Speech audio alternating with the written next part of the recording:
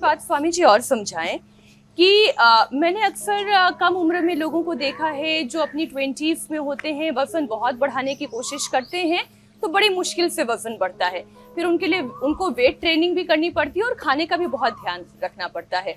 लेकिन वही लोग जब थोड़े बड़े हो जाते हैं, अपने 30s में 40s में पहुंच जाते हैं, तो उनके लिए ये वजन मेंटेन करना थोड़ा डिफिकल्ट हो जाता है। तो कम उम्र में ज्यादा खाने पर भी वजन नहीं बढ़ता और ज्यादा उम्र होने पर थोड़ा भी खा ले तो वजन बहुत ज्यादा बढ़ जाता है। ऐसा क्यों होता है?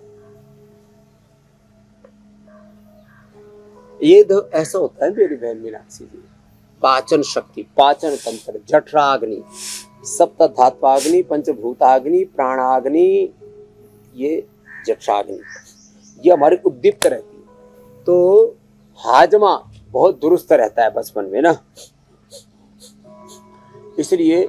और मेटाबॉलिज्म बहुत हाई रहता है। जो अभी मैं बोल रहा था ना, लाइपोजेनेसिस लाइपोलाइसिस, लाइपोलाइसिस बड़ा हाई रहता है। बाद में फिर लाइपोजेनेसिस बढ़ने लगता है, पाचन मंद पड़ने लगता है अंदर की। अब यूँ समझो ना, मशीन पुरानी होने लगती है, मेंटेनेंस मांगने लगती है। गाड़ी 1 लाख किलोमीटर तक तो ठीक ठीक चल जाती है, 2 लाख किलोमीटर में फिर जो है थोड़ा खचर पचर करने लगती है। अब कोई 4-5 लाख किलोमीटर चलाएगा तो फिर तो आधे समय सर्विस स्टेशन पर ही गाड़ी रहती है।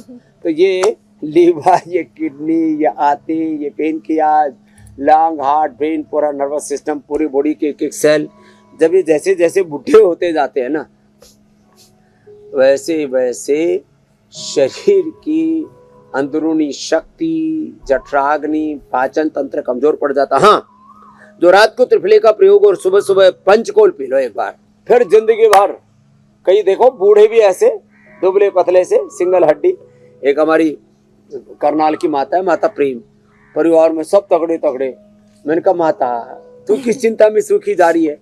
ये सारे एकदम परिवार के लोग बोरी सा वजन भर के रख रखा है सबने, मस्टंडे, और तू अकेली सूखी जा रही है। उसका वजन आ गया 45 किलो। तो ये जिनका देखो पाचन अच्छा रहना चाहिए, और पाचन खराब कर लेते हैं हम चॉकलेट खा करके, पाचन खराब कर लेते हैं अलग अलग प्रकार के नमकीन खा करके, बार बार चाय कॉफी पी करके, बार बार खाना खा करके, ज़्यादा खाना खा करके, बहुत ज़्यादा चिंता और बोझ तनाव अपने ऊपर लेकर के। इनसे बचना पड़ेगा। और अगर आप अपने आप को और अपनों को प्यार करते हैं तो उन्हें कभी तोहफे में चॉकलेट देने की जरूरत नहीं है। थोड़ा सत्तू दे दीजिए, थोड़ा सा खीरा, ककड़ी, टमाटर दे दीजिए, या फल लेकर जाइए। और पहले ऐसे ही हुआ करता था, जब लोग घर आते थे तो फल लेकर आते थे, या मीठा लेकर आते थे, देसी मिठाई। लेकिन अब चलन अलग चल गया है। बड़े खुश होते थे बच्चे जी। अच्छा स्वामी जी, एक और बात कि डॉक्टर्स ये कहते हैं कि मोटापे को केवल लाइफस्टाइल कंडीशन नहीं बल्कि क्रॉनिक डिजीज की तरह देखना चाहिए, क्योंकि ये शरीर के मेटाबॉलिज्म, हार्मोन और हंगर सेटिस्फैक्शन के सिग्नल को भी बिगाड़ता है। तो योग और आयुर्वेद की नजर में मोटापा बीमारी कब बन जाता है, ये भी समझाएं।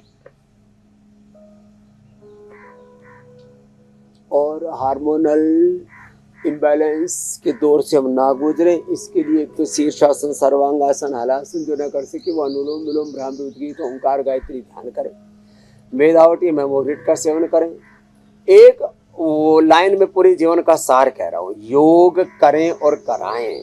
माता पिता, बड़े परिवार में, घरों में, गांव, शहर, गली मोहल्लों में ऐसा वातावरण बनाएं, योग करें और करवाएं। और योग मूलक आहार, विचार, वाणी, व्यवहार, स्वभाव, संबंध, आचरण, योग मूलक उद्योग, योग मूलक शिक्षा, चिकित्सा, योग मूलक राजनीति, योग मूलक पूरी समाज नीति, कृषि नीति, योग मूलक जीवन नीति, योग मूलक जीवन पद्धति अपना लेना, तो ना तो मोटापा होगा, ना बीपी, शुगर, थायराइड, ना हार्मोनल इम्बैलेंस।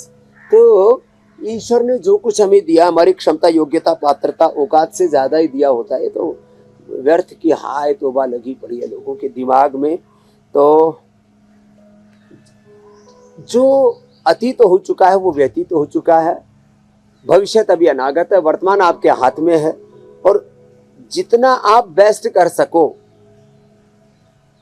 कोई टाइप और साइज में चक्कर में भी मत पड़ो, इस तरह का काम करना, उस तरह का काम करना है। जो आपके सामने कर्तव्य है बस उसको पूर्ण ज्ञान से, पूर्ण भक्ति से, पूर्ण पुरुषार्थ से निभाओ और कोई किसी प्रकार का भय, कोई चिंता नहीं, व्यर्थ की कुंठाएं नहीं, अविवेक पूर्ण कामनाएं, तृष्णाएं नहीं, तो जीवन बहुत सुखी रहेगा। ना मोटापा, ना कोई स्ट्रेस, ना कोई बीमारी, जीवन स्वस्थ रहेगा, सुख में, शांति में, आनंद में रहेगा। मेरे स्वामी जी, शांति की अनुभूति तो सबसे ज्यादा तब होती है जब आप प्राणायाम का अभ्यास कराते हैं, तो एक सत्र प्राणायाम का जरूर कराएं। प्राणायाम तो हमारे रग रग में, रोम रोम में बसा है। लंबे गहरे सांस, सामान्य, मध्यम, गति का चयन शक्ति के अनुसार, भस्त्रिका, कपालभाति, बाह्य प्राणायाम, उज्जाई,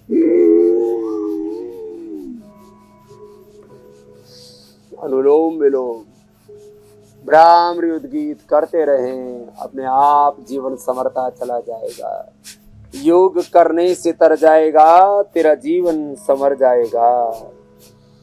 और सब कहेंगे कहानी तेरी, काम अच्छा जो कर जाएगा।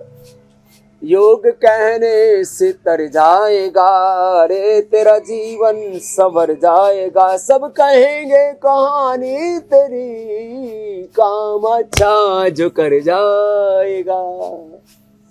तो ये है जीवन का सार। स्वामी जी, बहुत बहुत धन्यवाद आपके इन रामबाण उपायों के लिए, इस योग के सत्र के लिए। बहुत शुक्रिया। प्रणाम। धन्यवाद। प्रणाम।